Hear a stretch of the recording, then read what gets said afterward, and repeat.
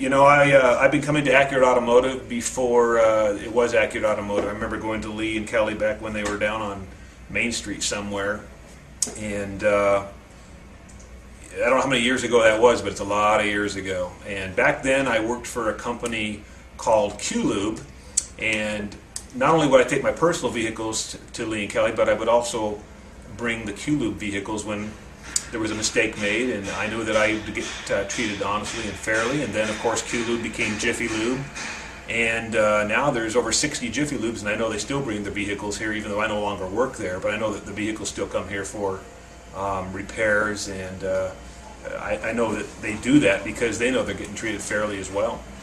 But I can only imagine over the 15 or so years that it's been that I've been coming here that I probably recommended to, it's got to be well over 100, 200 people to come here, and I've never had one person ever say anything bad about the experience they had at Accurate Automotive.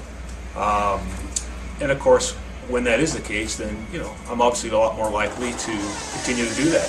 If I'd heard otherwise, then I wouldn't be doing that. So, that's just a fair assessment that I could give, that nothing more can be said than when you put yourself out there and recommend to somebody to go in and you have a good experience, then you feel good about that. So that's what I would say about Accurate Automotive. That and the fact that Lee is a really cute guy. Thanks, Larry.